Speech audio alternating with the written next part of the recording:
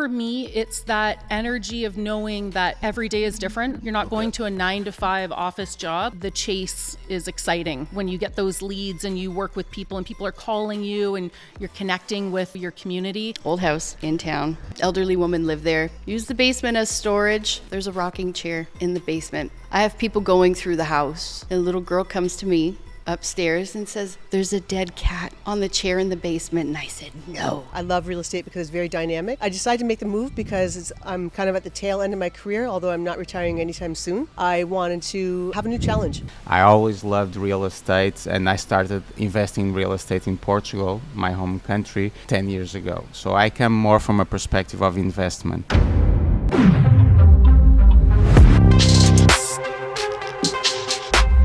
Okay, Becky Banks. Yes. Here we are. Here we are. In Florida, Fort Lauderdale. To be specific. Yeah. Team Thrasher is taking Florida real estate by storm. Love it.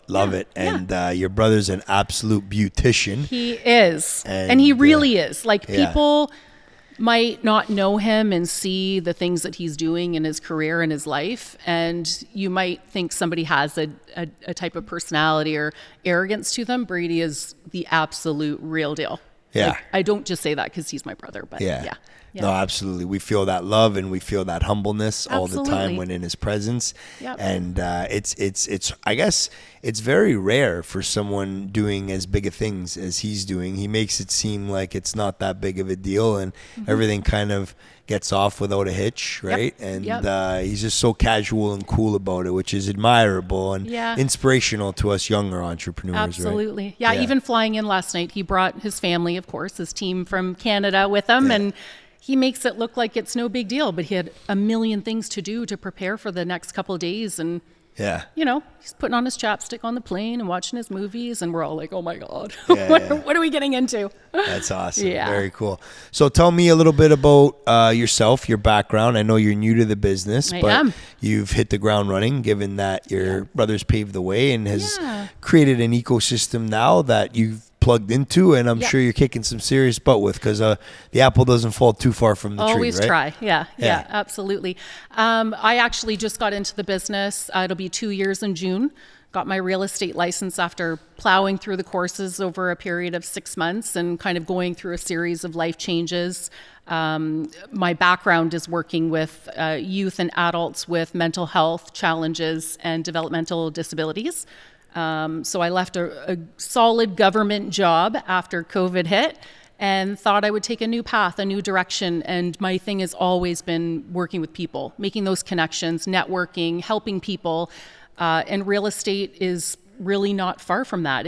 I'm doing the same thing in a different platform. So it's just to work with Brady and to work with my family.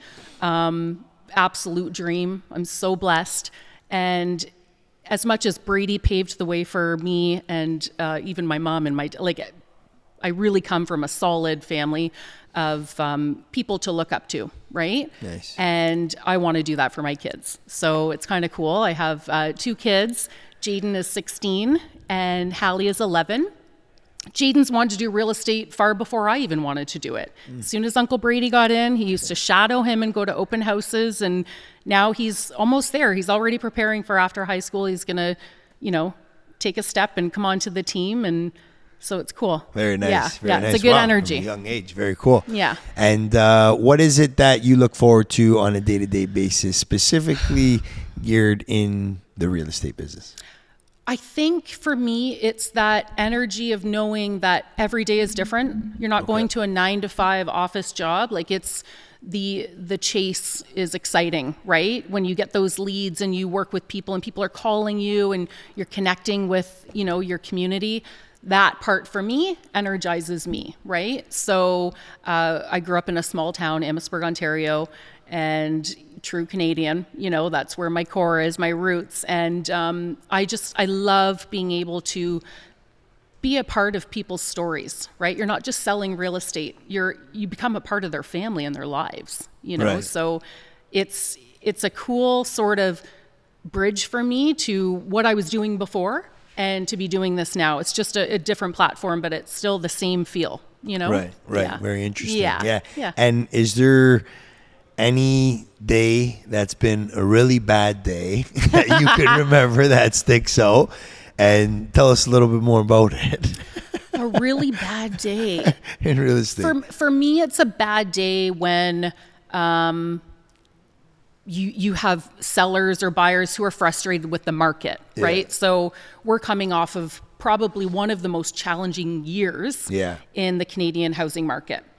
So for me, being full-time in the real estate world and new, I survived that year, right? So now it's exciting to kind of get those calls coming again. People are making moves. The interest rates are slowly coming down. So a bad day is where nothing's really happening. Yeah. I don't do well with that.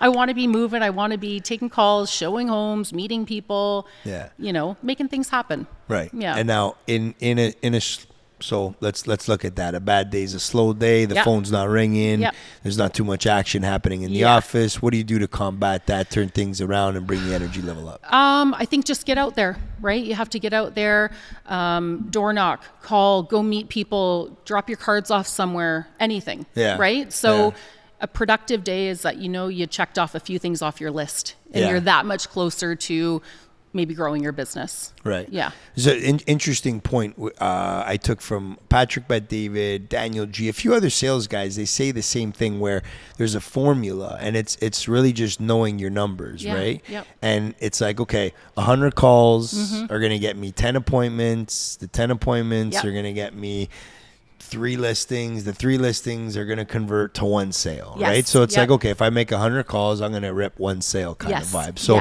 like, do you have a specific formula that you work with when you are doing some door knocking or calling? I'm working on it. Okay. Right on. When I first got into the business, I was still doing my other job. So I kind of came in flying by the seat of my pants. Okay. And now it's time. I've settled into the this career a bit to know you have to have a formula. You have to have goals. I need to have a schedule. I don't do well just not knowing what I'm going to do to be successful in this business. Right. So obviously having this amazing team, that makes it all happen. Brady being a mentor, my mom, my aunt, my sister-in-law, like I'm just so blessed to have that, right? If I was, flying solo, it might be a little more difficult. Yeah. But I'm really lucky. So I find it very, very interesting. You come from an extremely small town. Yeah. And here you are in Lauderdale. Yes. In a $25+ million mansion. Yes. Chopping some pretty heavy real estate with the crew. Yeah. So tell me a little bit about the small town mentality and how, it's helped you in ways that now you're able to move and shake in these bigger, dense cities that, there's a lot going on in. Honestly, I look at Brady, and we all grew up in the same area. Him being who he is, and this small town boy deep down inside, and his charisma and just his energy, it's easy to break out of that small town bubble, right? So even us being here right now, everybody thinks like, oh my God, Florida real estate, does Brady live there? Is he ever coming back to Canada? And we're like, no, that's like an extension of what he does. But to the core of it, we're all like small town people, right? Right. But growing up in a small town, we all talk to each other. Yeah. Everybody knows each other. So you come here, it's easy for us to introduce ourselves and act ourselves, right? Right. We're not better than anybody else. We're not as good as anybody, So I think that's an advantage for us is we're just comfortable with people. Yeah. But to me, it's just that simple. Yeah. More personable too, right? Like when you're not overwhelmed with such density, right? In these bigger cities where everything's like go, go, go, go, go. People don't even have time to lift their heads up in an elevator and simply say, hello, how you doing? How's your morning? Right. Yeah. Or just something, a smile, a smirk, right? Absolutely. And I find that in the smaller towns, it's like, hey, let's have a little conversation. Let's take a couple minutes here to chat it up or to get to know each other or to, just have a conversation, right? Like, it's so refreshing. I know my brother is from a small town in Ontario called Campbellford. He's a farmer out there. Where? In Campbellford. Okay. Yeah, we've had a cottage Oh, right. in Havelock our whole lives, right? Okay. So he really liked it. But that's something that I know, really resonated with him and our family as well, right? I think the humble behavior can also stem from that too, right? Yeah. It's funny because as you're talking and you were asking what a bad day is if I don't see people, like if you're not out there and even just a friendly hello to somebody. Like today we ventured out to the grocery store across from where we're staying, and people are friendly. Like if you just smile at somebody and you spark up conversation or joke around, you know, it's just that connection. That's what I thrive off of, and I always have. So Right. Yeah. So we're in a listing right now that's going for north of $25 million. Yes. A very, very popular area Yeah. in Lauderdale, gated community here. What does one got to do to move something like this? And who is your ideal and target market? What kind of marketing campaigns you got to put out? I mean, how many jams you got to throw where people are skinny That's dipping a Brady into the question. pool? I have goals, but yeah. I think I am. I love what Brady does, and I love how he shoots for the stars, and he's going to get there. He's there. Yeah. I'm a little simpler. So, Yeah. even just being here and having this opportunity, Right. that is incredible. Yeah. So for back sure. home, it's not like this. Yeah. But we have some pretty incredible clients that we've worked with, and we have such a good name where we're from, and people trust us and they know our family. And so that for me is good enough. Yeah, like for sure. I'm not a big hitter, but Yeah. if I get there one day, that's cool too. Yeah, nice. And so what is that? What is the inventory in your town look like? How much is it going for price wise? What do you get square footage? Is there a lot of young families growing up there? Are there people Absolutely. that are born and raised and then move out into bigger city? What does that dynamic look like? The nice thing about where we do our business and where we live is we get to deal with all of those aspects, right? Yeah. We do leases on little apartments, right? We do foreclosures. We work with families. We have beautiful waterfront properties where we come from, right? Okay. So we're right on the Windsor Detroit border. We have Boblo Island right across from us, and we have a lot of really just different varieties of clientele. So I think that's what's incredible, because all of us on the team bring different things to the table, right? So Brady brings in, he's been in the business for a long time now. My aunt has been in the business for over 40 years. My sister-in-law is in the business, my mom. So we get to experience all different parts of that, which is cool. Yeah. Right. Very cool. Very cool. So you're a mom. Yes. And you are a busy realtor.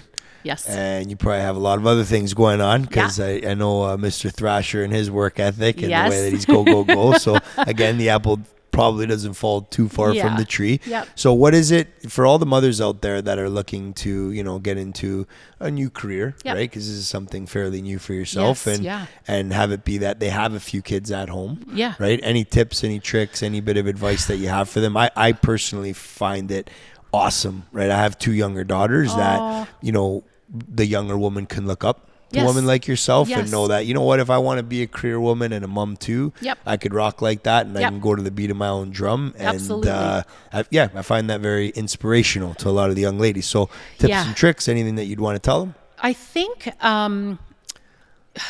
for me, it was when I got into the business, I made so many really difficult, risky life decisions at one time, which I was terrified to do because of my kids. Am I going to damage them, or am I going to ruin them forever?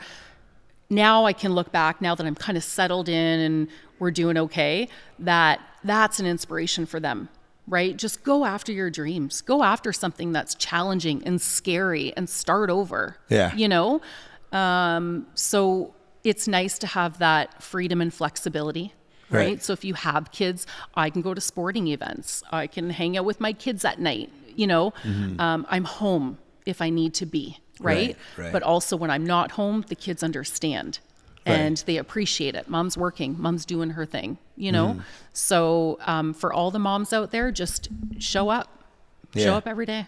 Yeah. Yeah. Yeah. Nice. Yeah. Got to be the best version of yourself. Yes. Yeah. Go hard day in, day out. Absolutely. It doesn't matter what your career is. You just have to show your kids that you're going after what you truly want, right? And just a good life and teach them and lead by example. Yeah. That's the biggest thing, right? I keep hearing that more and more and more often. And to tell you the truth, it's something that took a lot of pressure off of my shoulders as a parent, where it's just like, you know what? You don't have to understand everything into, crazy depths and the science behind it and be super, just intense in certain ways, other than just simply leading by example, right? If you're doing the right things, if you're putting in the work, and you have a good moral compass that is just simply having you, just rock out and go to the beat of your own drum. It's good enough. Right? And there has to be a balance, right? Like I've always worked, and my kids have always seen that.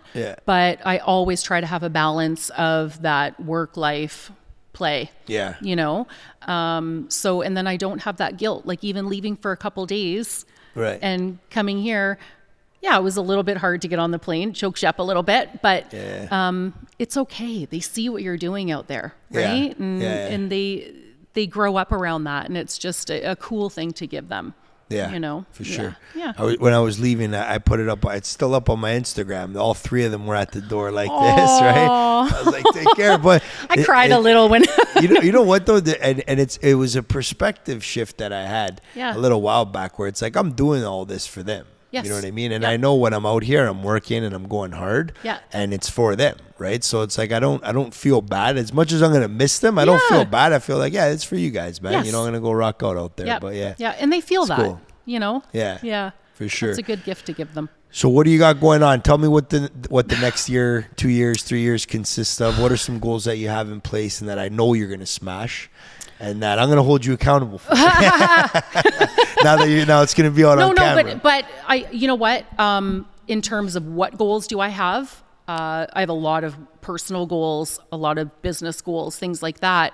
But I think, like you said, I need to set goals and standards for myself and work towards that. Like I said, when I first got in, I didn't really have a sense of that. I wasn't in business for myself ever before, right? I had a 9-to-5 job, all of those things. So this year I really want to get serious about, like you said, have a formula, go out there and chase that, whatever moves I make in real estate, as long as I know every day I'm waking up and I'm showing up and I'm doing what I need to do to get there, that'll be good enough for me. I just want to say, because I did have that whole other career in my shadow, right, for 25 years. And I miss that work. I miss my people that I've worked with for so long. And I miss the clientele. I miss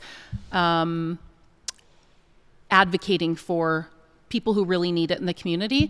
There's a part of me who's still I'm trying to find ways to plug that into what I'm doing in real estate, right? So have that little bit of like philanthropist kind of stuff on the side and be doing real estate. I want it all to mend. So I have a lot of work to do. Like this is really early on for me in my career, and I'm not Brady's age. So it's exciting. I got to do this. Good for you. It's exciting. Well, when you're feeling uncomfortable and overwhelmed and weird, that's when you're growing, right? So, and I've been uncomfortable for about a year now. So that's good. Good. That's good. Well, good for you. And is there anything else that you'd like to let the audience know or tell them about or let them in on? I feel like we covered. Got her out?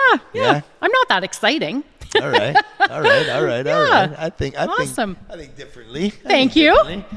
Love the transition. Love that you came from 25 years of a government job and what you were doing there, how it's so different from this industry. And I know you're going to absolutely crush it because of your brother and your family, and just even having this short bit of a conversation with you, you're awesome. Thank you. And you you're too. going to crush Thank you. it. You made this very seamless. Yeah, no worries. And just tell the audience where it is that they could find you, they could follow you, and they could be a part of your journey. Okay, so you can follow me on Instagram, Facebook, Becky Banks Real Estate, with Brady Thrasher's team with Remax Preferred in Amherstburg, Ontario.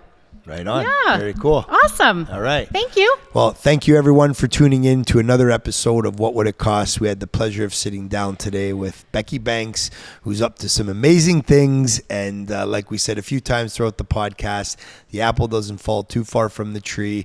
And we're absolutely in love and infatuated with her brother. So welcome to the family. Thank you. All right. Karrie Thrasher. Let's get right into this. How we doing? We're doing good. We're good. Yeah? Yes. Enjoying the stay out here in Florida? So far, so good. Maybe bring it up a bit. Okay. Yeah. So far, so good. Yeah, it's How long beautiful. y'all here for? We're here till Thursday morning.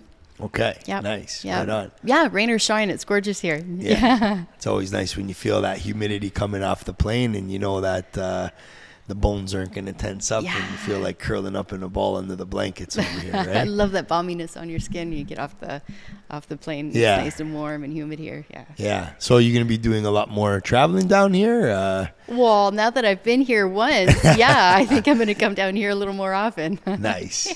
Right on. I'm sure Brady will be happy to tag you along, right? I hope so. Yeah. I hope so. Yeah. Right on. So tell me a little bit about yourself. You're in the industry? In the industry for 3 years now. Yep. Got my license during COVID. Okay. Brady's mom called me one day. She's also my mother-in-law. Beautiful. She called me one day. She said, Karrie, you need to get your license. And I said, yeah, sure, maybe. And she called me again, maybe a few days later, a week or whatever. She said, Karrie, I'm serious. You need to get your license. We want you on the team. Nice. We're crazy busy. We need the extra body. It's okay. So I started working on my license, got it, left my job in optometry, and hopped in with the team here. Okay, wow, that's a Yeah. big switch. Yep. Yeah, and how you liking it? Love it. I love it. How can't you when you're working on the team with the Thrashers, That's right? That's right. No, Right on. it's a nice family setting too. You know, they're all a lot of fun. They're easy to get along with. Yeah. And they're there if you need them. You know, you got questions about anything, need anything. There's never any hesitation. They're always there to help. Right, which is so important. And it's not sector industry specific, but anything that you're going to get into and call it a profession, to be able to surround yourself with, such a knowledgeable family that's respected and great at their craft, it's only going to make you into that much better of a realtor, right? Absolutely, So yeah. you're surrounded by all the right people, that's Got for the right certain. guides. Yeah. Yeah. And you've been married into the family now for 20 years, it is? I've you're been saying? with Brady's brother Wes for 20 years. Yeah, Okay. married for 16. Right Yeah. on. Two boys, 14 and 11. Okay, cool. Have they made their way out to Florida yet, or No. you? Okay, so you're No. gonna tap them in for the next They're trip. They're next. They Yeah. asked already. If it's nice there, can we go? So, of course. Bring it back. Yeah. Nice, right on. Have you enjoyed some of the local restaurants here? And no, you guys just got in. We got in late last night. We had we had hamburgers at the airport. Okay, yeah. And flew in, went to bed. Okay, well, let me tell you something if you haven't heard it already. Mr. Brady Thrasher only dines at the finest restaurants in Lauderdale, of which we've been privileged of getting his tour. Well, that's good. And he has a very particular taste, likes the Italian food. And no, all jokes aside, he's brought us to some of the most badass restaurants in Lauderdale. He And, knows all the hot Oh, spots. he's hooked up. Everyone shows him lots of love. So I'm sure that you guys are going to be eating good your time here. It's much the same at home, too. Is it? Oh, Okay. yeah, for sure. Brady knows how to whip up a good meal. Nice. Yeah. Now, is he cook himself too? Yeah, he cooks that. He's Yeah? he's a barbecue kind of guy. Okay. Yep. Okay. Nice. So, what do you think about this mansion over here? It's gorgeous. Absolutely beautiful. Yeah. Beautiful. Yeah. So, someone like yourself, you take a tour and understand, the dynamic of the market and how to position it, or doing a lot more of the learning about these kind of luxury items For right sure. now. Learning about it. We've had some back at home as well. Maybe not all this caliber, but you know, a lot of similar ones. And Yeah. Very cool. Yeah. That's awesome. And what kind of products are you used to selling back home? Like, what's your favorite thing to sell? Is it more commercial, residential? No, residential for sure, mostly. Okay. I'm a sucker for a farmhouse. Oh, yeah? I love pretty old farmhouses. Okay, let's talk about those. Yeah. That's awesome. Yeah. I don't think we've ever talked about that on What Would It Cost. Pretty little farmhouses. Take us for a little journey. Well, we've got a lot of them in our area, right? We got a lot of rural kind of areas. A lot of farmland. Okay. Farmhouses, they're all over the place. With old farmhouses come a lot of problems, come a lot of work, come a lot of, you start renovating and taking down walls. What are you getting into, right? Okay. It could be a whole can of worms. So farmhouses are definitely bittersweet. Okay. Yeah. Okay. So tell us a horse story. A horse. I do. Selling a farmhouse. I've got Here one. we go. Here we go. Oh, yeah. This Here was just a few months ago. Old house in town. I think it was built in the 1800s. Anyway, elderly woman lived there. No longer live there. Used the basement as storage. Cold, damp, creepy basement. There's a rocking chair, like a lazy boy in the basement. I have people going through the house. And a little girl comes to me upstairs and says, "There's a dead cat on the chair in the basement." And I said, "No." She said, "Yeah." And the mother concurred, "Yep, there's a dead cat on the chair in the basement." I went down there and looked, and the little cat had crawled, and yep, there was nothing there but bones and some dust. No way. So there's a pretty creepy story for you. Yeah. Bones and some dust. Did it have a bit of a stench to it? I did not catch a stench. That's probably a good indicator as to how long the cat was probably there. Wow. Because it was just dust. Just dust and Yeah. bones. Check that out. What'd you do? Wow, I reluctantly called the homeowner afterwards. I didn't want to embarrass her. Yeah. It was not the homeowner because she was no longer with us. It was her daughter. Anyway, Okay. I called her. I didn't want to embarrass her or make her feel bad, but I had to tell her there's a dead cat Yeah. body on the chair downstairs. Yeah. She just had her husband come and remove the chair, put it out to the road. Nice. Yeah. Right on. Yeah. Did that interrupt with the sale? Those people did not buy the house. You think it's because the cat? I don't know. The little girl said, "I do not want to live in this creepy house." Uh-oh. So yeah, it probably scared the But kid it off. was the cat. Okay. A developer bought it. That's So- that's a good clickbait, eh? Dead cat interrupts $1 million sale. Okay, so talk to us a little bit about a typical farmhouse and what kind of acreage that you get with that in and around your area, and what a lot of these people do with these properties. Did they develop them? Are they going on there to farm them themselves? Is it a bit of both? I think that a lot of them, it's like a hobby farm. Okay. Everybody wants chickens in our area. Yeah? I don't know, it's the thing. Everybody wants chickens in our area. Yeah, so, they want a house with property. Yeah. They want a house with property. They want a house with That's property. huge in our area, yeah. Okay. Yeah, Okay. yeah. So what's a typical size? Well, acreage-wise, Yeah. 1 to 2 acres, sometimes Okay. more. We, in particular, we have 13 acres. Oh wow. 11 are underwater, but Okay. a few of the acres are usable. Yeah, nice. Yeah. My brother's a farmer too. Is he? Yeah, he's got a 12-acre farm Oh, wow. in Campbellford, Ontario. Oh, my gosh. Yeah. No, we don't farm anything. We have a dog. Oh yeah. And I do not Okay. ever want chickens. Lucky dog. We just like the property. Lucky dog. Yeah. Yeah, that's awesome. Very cool. And you guys have the whole family out in that town there? We do so. Yeah. Yep. All my family's there. Okay. Born and raised, all of them. My husband's family, which is also Brady's family. Yeah, they're all from the same small town. Awesome. Yep. Very cool. Same high school. Everybody knows everybody. Nice. Everybody knows each other's business. Yeah. How is that? It's fine. Is it? It's fine. Yeah, if you got a clean record, it's okay. Yeah. Right. I guess that'd be a little bit different Yeah. if you didn't, Yeah. right? Yeah. Very good. Well, and what is it like? Any time or point in your life that you wanted to move out of the small town and get into more of a bigger city fit, or any foreign place in the world that you have your eyes set on that you want to move out to, or would like a vacation home in, or anything like that? Or is it just, small town gal loves the small There's a- town, wants to hang around and maybe do some trips out to Florida here and there? No, that's nice too. There's a definitely a cozy factor to your small town, and that's where all your people are, right? Yeah. But we've got good friends of ours in Kingston, Okay. a little bit bigger than where we're at. It's a Right. beautiful historic town though too. We thought about maybe living out there one day would be really nice. Nice. Vacation home, Costa Rica.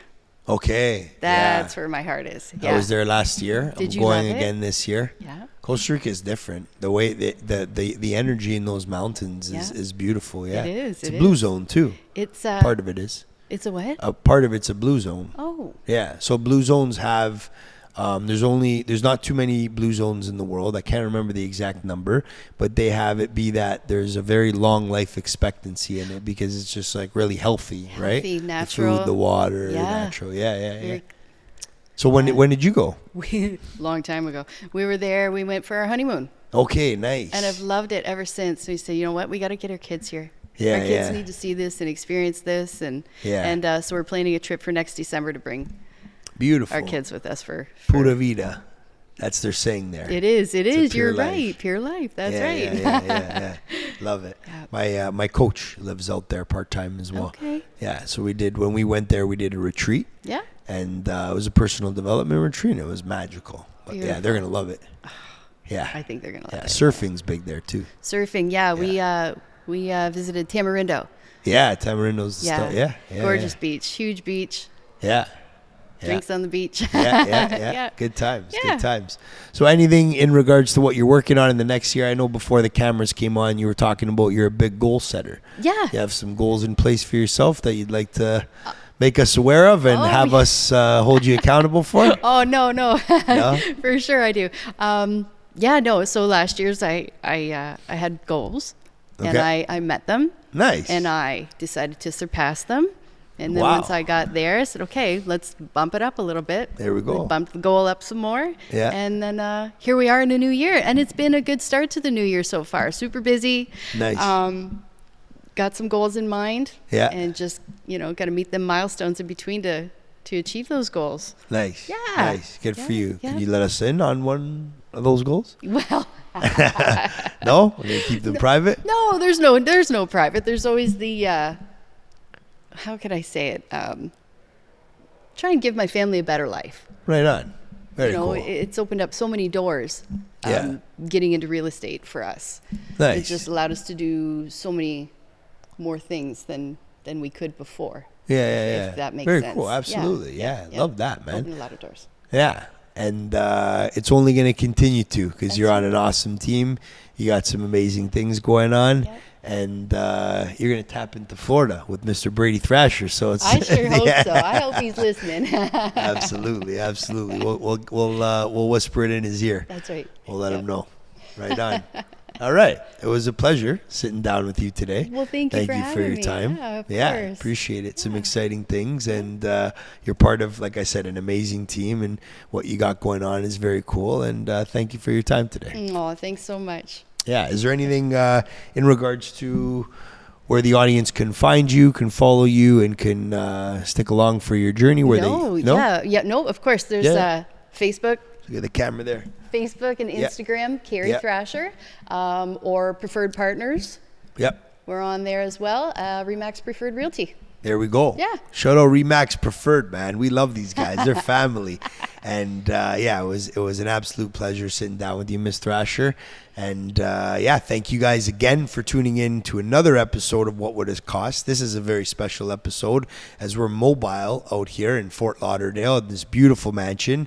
And we'll see you guys for next episode. So here we are. Beautiful setting. Nothing to complain about. Fabulous. Right? Yes. Their life could be worse.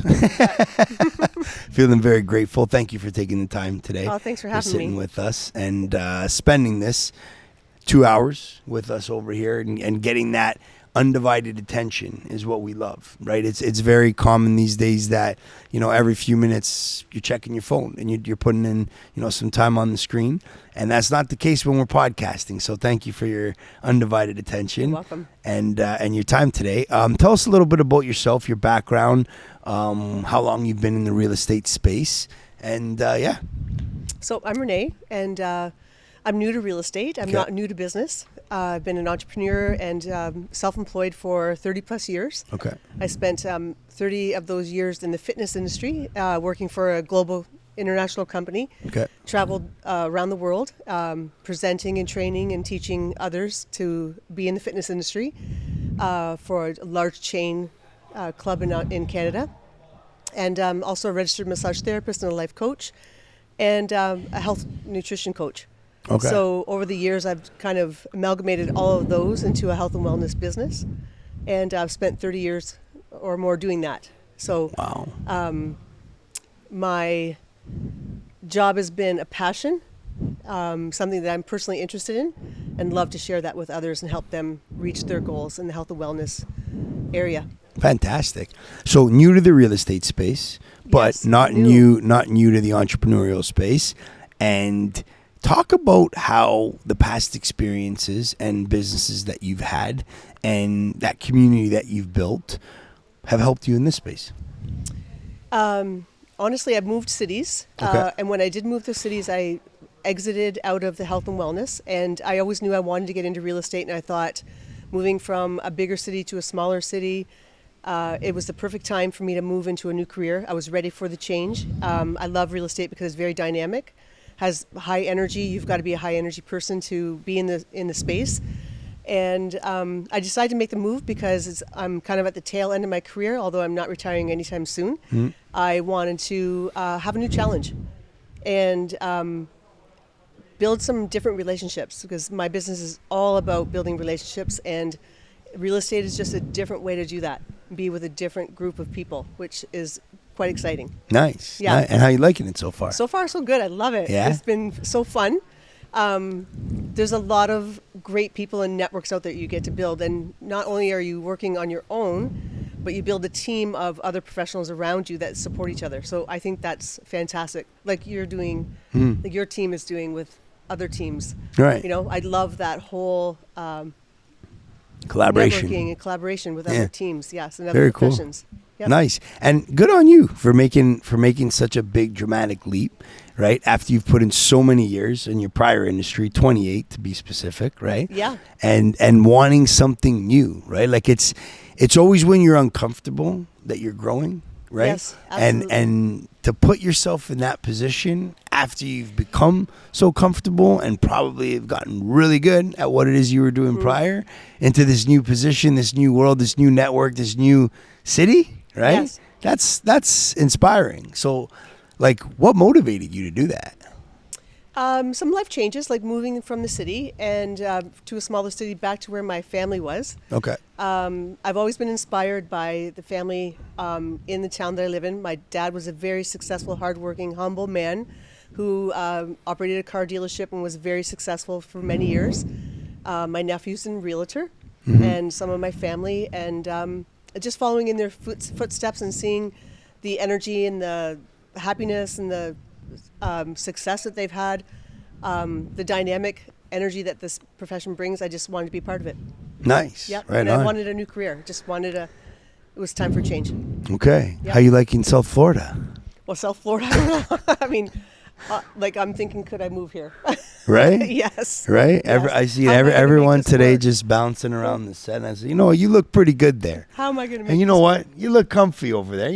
Hey, you're doing all right. That's right. It's so beautiful, right? It is to beautiful. be in here and the way that the sun hits you, the vitamin D, the energy that's moving around You bet. in this place. It's special for sure. So, do you have any goals or aspirations to break out of that market one day that you're in right now and get to certain places in the world and exercise your real estate abilities? Or is it something that you look to stay local, you look to, gain ground there and stay focused on those areas? Well, I would love to live in South Florida and be part of the real estate market here. That would be fantastic. And I'm going to really seriously consider trying to make that happen. Where I am now, I live in a very wonderful area that has a lot of luxury as well.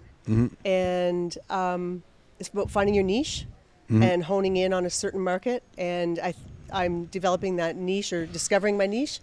And I want to really maximize where I am at. Yeah.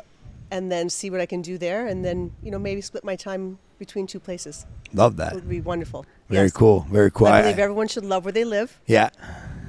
Getting to know people, genuine curiosity about them, aligning them with what their dreams are, and be the catalyst to make that happen would be my ultimate goal. Beautiful. Yep. Love that. Very well said. And you know what? I wouldn't put it past you to make that jump, given the ballsy jump that you've already made, right? So good on you. We'll see. Yeah. Yeah. And how is it that you look for mentorship, now new to the space, right? Who is it that you're bouncing off of? What values is it that you've aligned with that really make you feel comfortable and like you have a backbone in the space? And how has that served you? Mentorship. You know, I work in a great office. We are surrounded by many wonderful professionals that have been in the industry for a long time. And my whole mindset is coming with a beginner's mind. Okay. So whether you've been there for 30 years or 10 years or you're 6 months in, you've learned more than I have, and I'm willing to listen and take from whoever is willing to offer guidance, support, mentorship, tips, whatever comes my way. I have a beginner's mind, and I think that for me it's important to do that and just be humble enough to take on whatever anyone's offering me to help succeed. And honestly, people have been so fantastic. They're more than willing to help you succeed. And they love, I think part of being a realtor is loving and helping other people make their mark. Yeah. That's so cool. Yeah.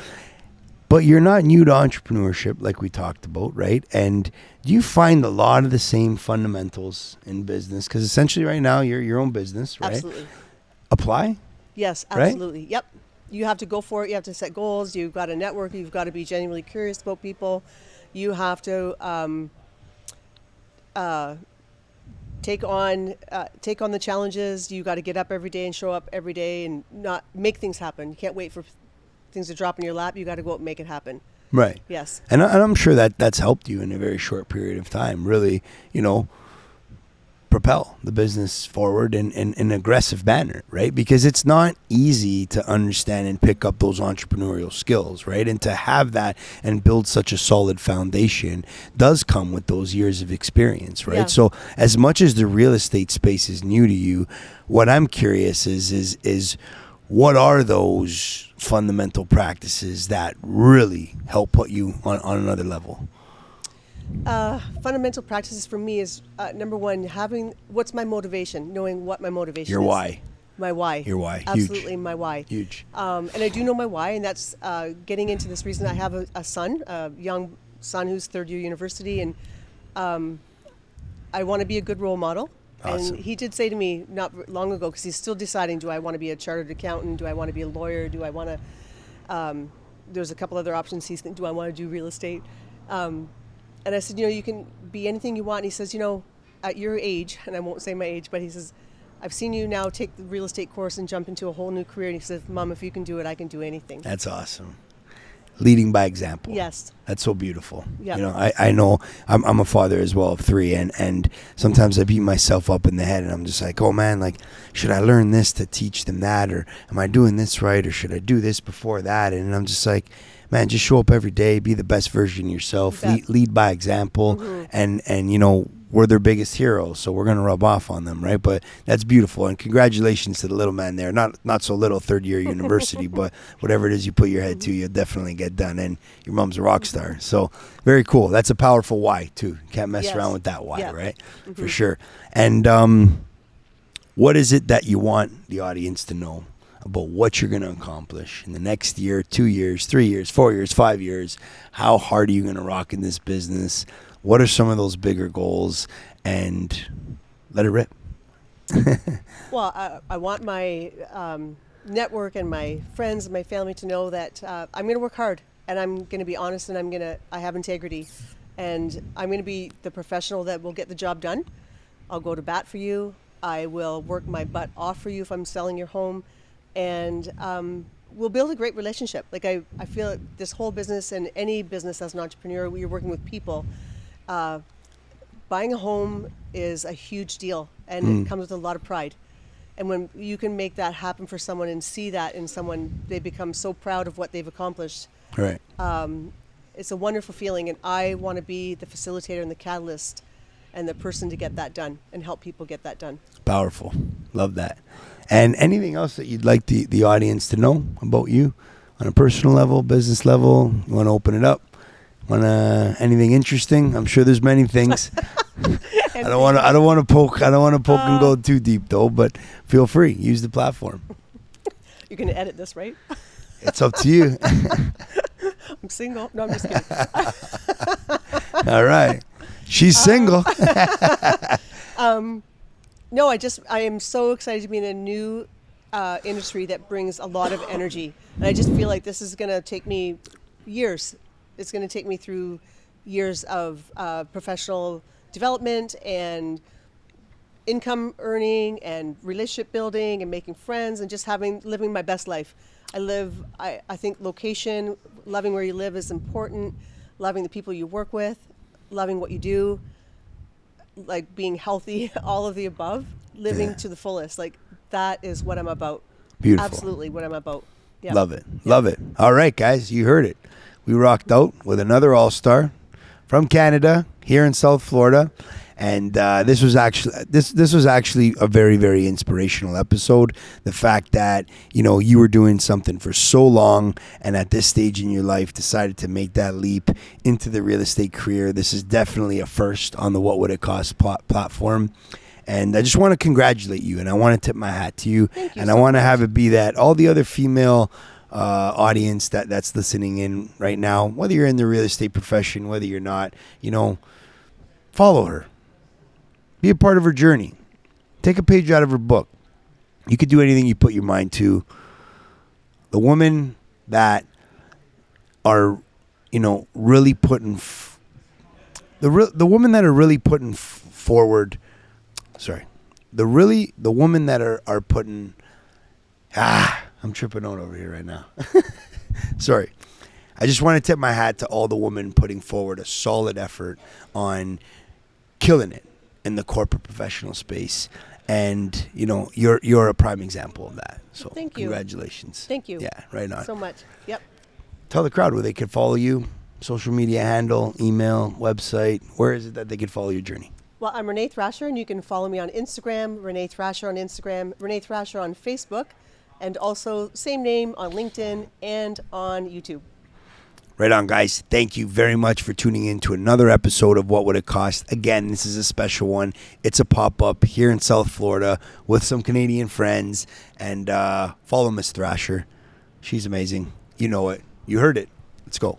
Okay, so thank you for joining us today over here. Feeling very grateful. Nice meeting you. Yeah, for you guys hopping over and making your way. I know that you guys are busy, moving and shaking. There's lots going on. You guys have a lot of deals that are in the pipeline and things are going well. So again, thank you very much for spending this time with us today.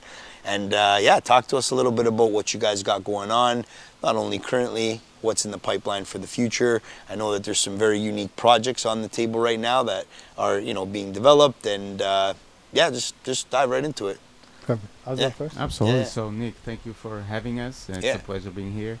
On my end, I've been focusing a lot in the new developments. We have quite a few projects going on in Florida. Two of those are in Delray Beach, downtown Delray, which is a very unique city. Yeah. Delray offers a vibe that people love because it's not too uptight. All types of people close to the beach. There's great restaurants as well. So people, especially that like to spend the summers here, they ended up buying in Delray. So we spotted 2 pieces of land there 2 years ago. We teamed up, got some investors, we got that going. Nice. So now we're starting construction in a month. Beautiful. So we're very excited about that. Yeah. Nice. Which is great. Congratulations. Thank you. That's awesome. Thank you. Yeah. And the way that us Torontonians, are used to these 3, 4, 5% cap rates, right? Like if I were to tell them a property in a development like that in regards to what it would be able to generate them on the investment side of things, they don't believe me. So please tell them how this is so great, not only for the equity appreciation, but even the passive income that these investors can make. Right. So there's different ways of looking at this as an investment. People often want passive income from rental, buying and renting properties. Yeah. A property, a 3-bedroom in Delray Beach, can be rented around $27,000 to $30,000 a month. We're talking about high end, not on the water. So these are real numbers that we have done this year. So that's one side of the investment. The other And side, what would an asset, what does that cost? it costed $2 million to a client of mine 3 years ago. Area that was upcoming, we spotted. So in the beginning was like he was questioning me, should I buy these? But there's a couple of shacks next door, and of course there are. That's South Florida. Yeah. I'm from Portugal, and in Portugal, an area that is already developed has mansion after mansion, and that's what people like. Everyone likes that, right? Because they don't want to be next door to a neighbor that has a house that is 10 times less than they have. That's just a human thing, right? So Delray is like that. Boca is somewhat like that as well. So he spotted that. He purchased for $2 million, and he has been renting it just for the season every year between $27,000 $30,000 a month. So he goes to Texas, this specific client goes to Texas, spends some time back home in Texas, and then while he makes enough money to pay for these expenses for the house, property taxes, insurance, and whatnot. So in 3 months or 4 months that he rents, he covers all of that plus extra, right? So that's that side.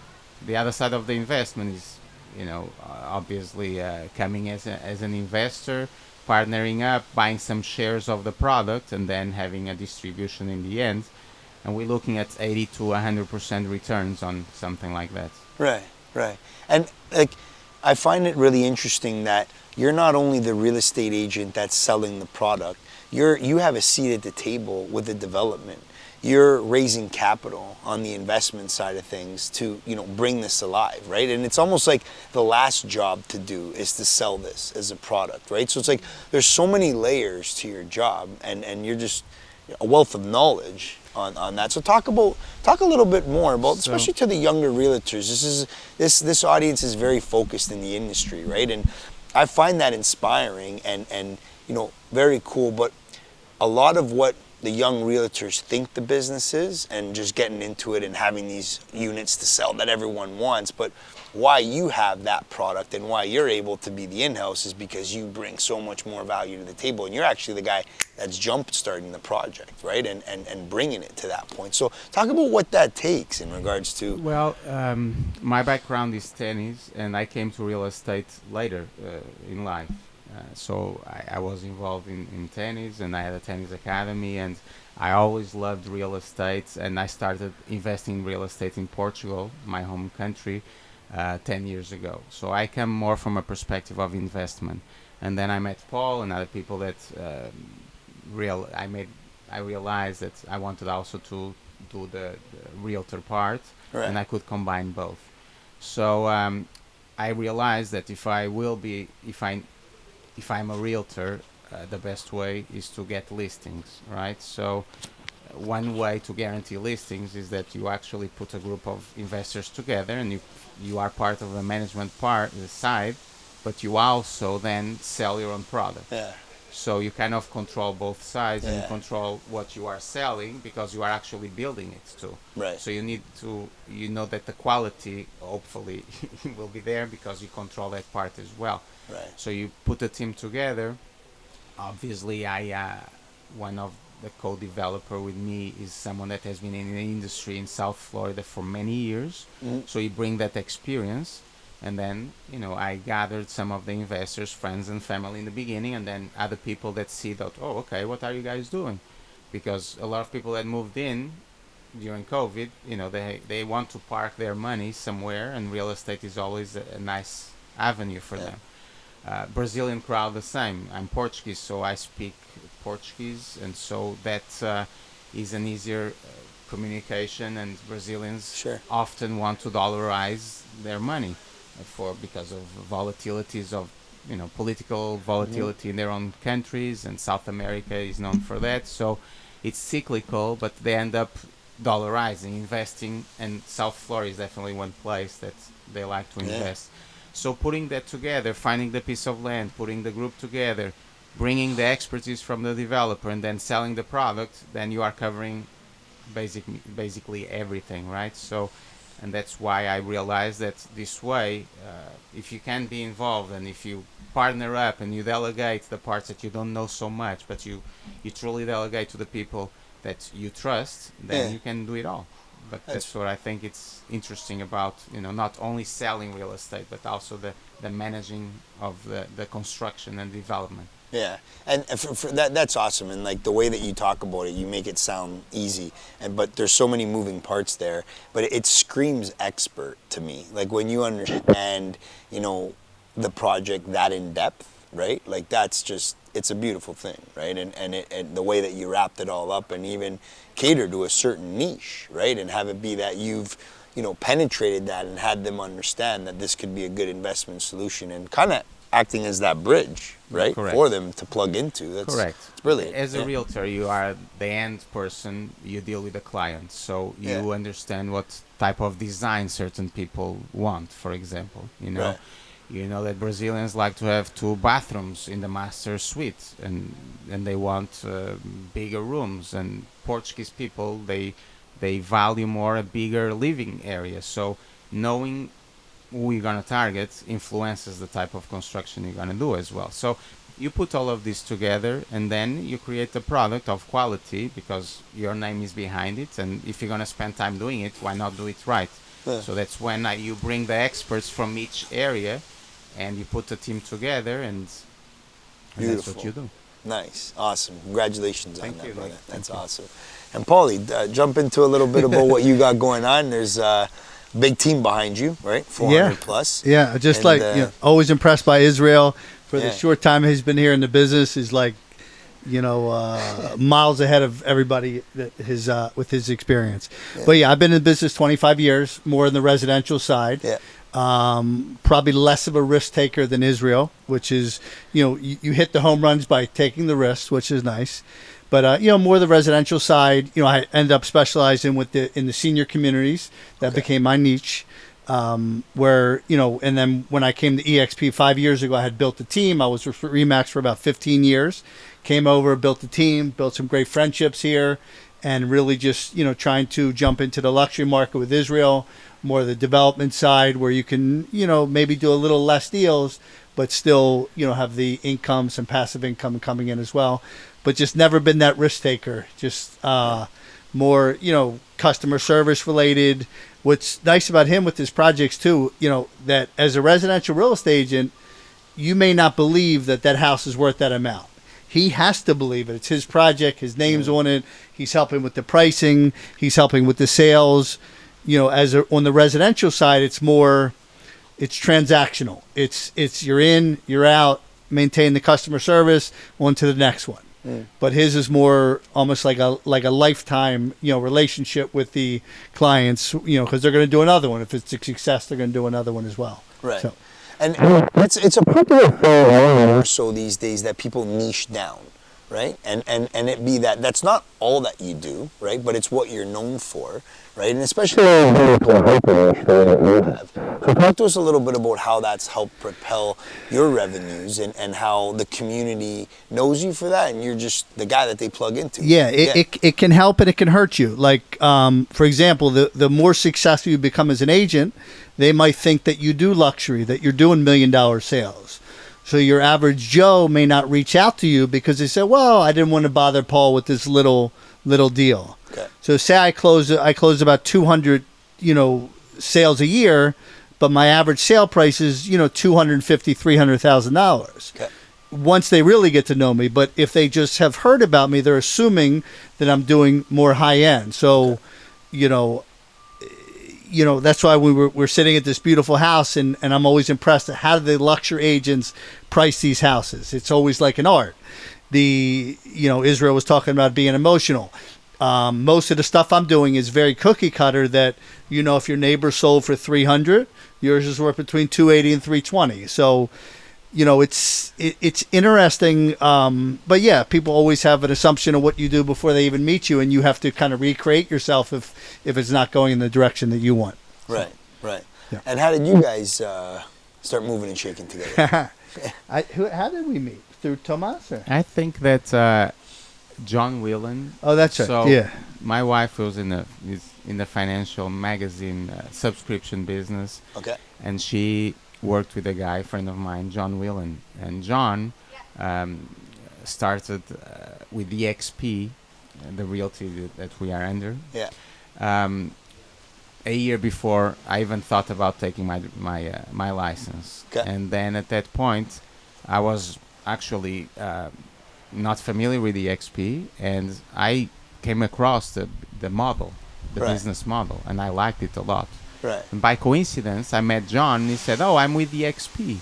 And then I said, "Okay, why not? I'm gonna join the EXP." And then second day, they told me, "Oh, there's this guy that sells this amount of real estate." And I said, "Okay, who is that guy?" And it was this guy, this Nice. one, yeah. Right on. Right on. And so Yeah. so he's famous around there. Yeah, we're about the same age, a lot of the same interests, both married, 3 kids. And I'm kind of fascinated with tennis. He was in the tennis world. Maybe he's fascinated with real estate. He's picking my brain at the same time. It's just, turned into a nice friendship. Yeah. Nice. Yeah. And how is it, having such a big team? Me and him met organically, not because somebody recruited him to come to EXP. So what happens is, out of those 400, no matter what business you're in, maybe we have 40 that really kill it, that make a nice living. So, winners do kind of pay attention to the winners. If anybody wants to swim in the same direction I'm going, I'll get them to that next level. Okay. But and a lot of people that have come to EXP have failed because, only 10% of my income comes from rev share.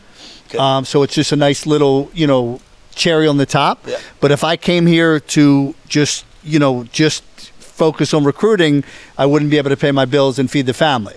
Got So it. it's almost like when I was at Remax for 15 years, in my focus, I couldn't really build a team, only because I couldn't attract the Israels of the world that were just starting out because the basically desk fees were too high. Right. So, after realizing, hey, if you really want to start a team, I just don't know if Remax is the spot to do it. Even though I was happy there for 15 years, I made a ton of money. It seemed like a perfect fit. I was able to open 2 offices, one in Boca Raton, one in Delray.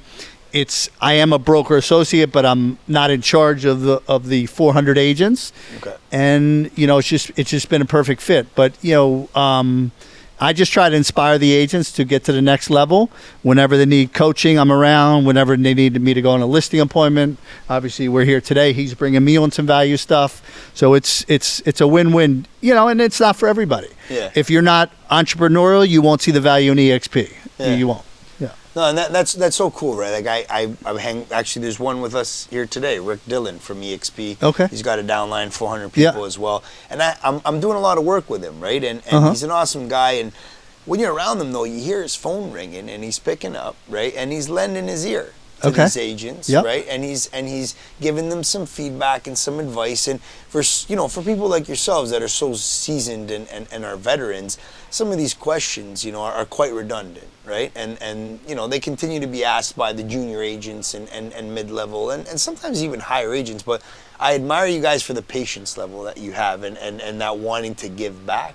You know what I mean? And train these, younger agents or these less experienced agents on becoming weapons like yourselves, right? So tip my hat to you guys on that, because it's not easy to do while you're handling your own book as well, right? No, So, Paul is very good at that.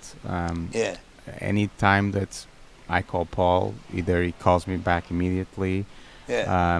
Even a few years ago, that we did not have the solid relationship, friendship that we have now. Yeah. You'd still call, and I'm sure that he does to the other agents as well.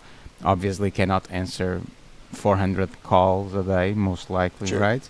Especially because in the end, you start seeing who are the ones that are really asking the questions that should be answered, right? Because you will see the ones that will deserve your time, because we have limit. That's a commodity that is limited. So eventually we have to devote that to a certain level, because we also have to produce on the other side. Yeah. But Paul manages that beautifully. Yeah.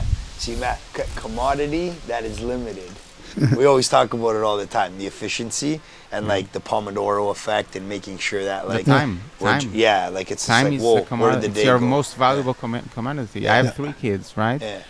So if there's an opportunity cost in the evening if someone that is starting real estate calls me to ask me a question. I have to either be on the phone with that guy or be with my kids, right? Right. And so you better ask the right question, Right. not twice the same question 2 days in a row, Right. right? Right. but Paul is better than I am at patience levels. Right. I'm more on the high performance side that comes from sports, you see. Okay. So I don't babysit. Anyone that comes and works with me, I don't like to babysit. I've done that part, in the other profession, and I do that at home, if you want to call babysitting your own kids. But you see what I mean, right? It has to be high performance. Otherwise, it's not worth the time. Right. Very cool. Yeah, love that. And let's talk about this Florida market. I know for you guys know it like the back of your hand. You might not think of it to be anything too special, but us north of the border, we're freezing our asses up there in and around this time. We got low cap rates. It's something that doesn't even have 1/10 of the amount of sexiness that you guys got going on over here. So, what is it that you believe in the market, not only, currently, but how, it's going to continue to kick ass in the next 5, 10, 15, 20 years? What are you excited about? What do you look forward to? What's happening here? Tell the audience, right? We're very, very Toronto focused audience, right? So right now they're sick and tired of their money not going a long way for them. They're trying to maximize the potential of their money, and it's just not working for them. So they're looking on to these foreign markets right now. Hence why we're here, we're creating that bridge. But talk to them about it. Talk to them. I think the beautiful part about Florida, among many other things, not only the weather, it's that you go from Miami to Vero Beach, which is up north 2 hours, and the scenery is totally different. So if you are a younger crowd, you like clubbing and you like hot spots, Miami offers all of that, as we know, right? But you come to a certain age, you have a family with small kids, and you want no traffic, and you don't want to park your car and pay always $40. Then Boca, Del Rey, Juno. So you start going up north, and you have more of that. Fort Lauderdale, we have 3 airports around the area. There's Miami, Fort Lauderdale, West Palm. So it's easy to access, and it's just there's a lot that Florida offers, and of course the summers are a little hot, but then the winters are beautiful, like today. And then of course there's the contrast: Northeasterns, Canadians, and Boston people, New Yorkers. They end up, liking it here. Even though this year, I'll tell you that I had a client that came to try it out, and the weather was horrible. So it's like, this is like Portugal, and they said, no, it's not. It's just had bad luck. So, and bad luck for me that he didn't buy either. But anyway, I'll let Paul continue. Yeah, the other thing Israel didn't touch on, we have 2 coasts, the east coast of Florida and the west coast of Florida, which are totally separate. So the east coast is a little faster, probably like Toronto is in Canada, and as most of the people that live on the east coast of Florida, they vacation on the west coast. Naples, Sarasota, Tampa, a little bit slower, a little more, focused on water sports. They actually have the Gulf. We have the Atlantic Ocean. So a totally different way of life. So, you can drive 2 hours across the state and feel like you're in a totally different state. Right. The other thing too is, as the real estate in the Tri-County, which will be Miami-Dade, Broward, and Palm Beach County, gets expensive, we're seeing the expansion north, to Vero Beach, St. Lucie, Orlando, and then, even the Panhandle. I mean, there's some beautiful untapped beaches that haven't really been touched because, proximity to the major airports, international, and that's, kind of the way, as, the pandemic has really put Florida on the map. In the last 3 years, I think the population is maybe number 2 behind, Texas or California, but we've passed New York, for many different reasons. No state income tax. We just got to keep the affordability here, and that's why the expansion to, to these northern counties or where the weather's still great. Maybe it's a few degrees colder than, Palm Beach County. So, but yeah, there's plenty of room for expansion in the state of Florida. So. Yeah. No, I want to actually take on that because we are involved in a project in the Panhandle now. And I had no idea how beautiful it was.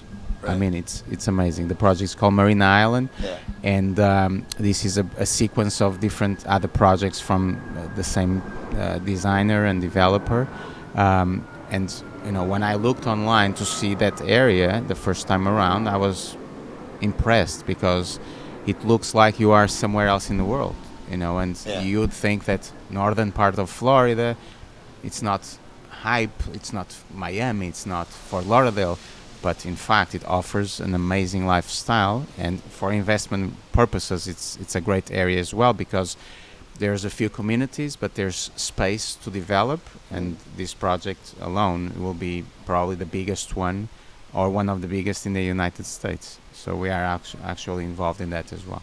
It's beautiful, boys. That's awesome. Thank you. And the rental market, right? Talk about the passive income side of things, right? So what does that look like on an ongoing basis here? And are there certain hot spots that you could look forward to, you know, bigger, better cap rates? And what are those hot spots, right? And what do those numbers look like? So you got two different, well, basically in Florida, you have three different rental types. You have annual, you know, your regular landlords that have just bought, you know, one house a year and they're renting annually. Yep. And then you have seasonal. So in Florida, you know, the seasons usually called January 1st through like April. Okay. So if the Canadians come down, they usually come down. I think you guys are allowed to stay here 6 months, right? Yes. All right. So usually they'll stay January 1st to April 1st. Okay. You know, some of the older clientele has to get, you know, the health insurance for, you know, U.S. and stuff. So it becomes a little cost prohibitive. But and then you have the STRs, the short-term rentals. But, you know, some of the cities are cracking down on them. You know, they only kind of work in non-HOA areas, non-homeowners associations. So Broward County, Palm Beach County, Miami-Dade, they don't work on the condo market. It's got to be no HOA, single families, and they're running them through Airbnb or whatever, VRBO, you know, whatever websites they're on. So right. And numbers? I'm gonna defer to him on that. Look, during COVID, I saw things that were different, right? Yeah. So now we're back to kind of normal. Yeah. But it's not uncommon to see a rental for $40,000 to $50,000 a month.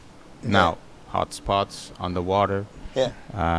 What are you getting typically square footage wise, bedroom size, like maybe a 5-bedroom, pool, nice house, oceanside pool.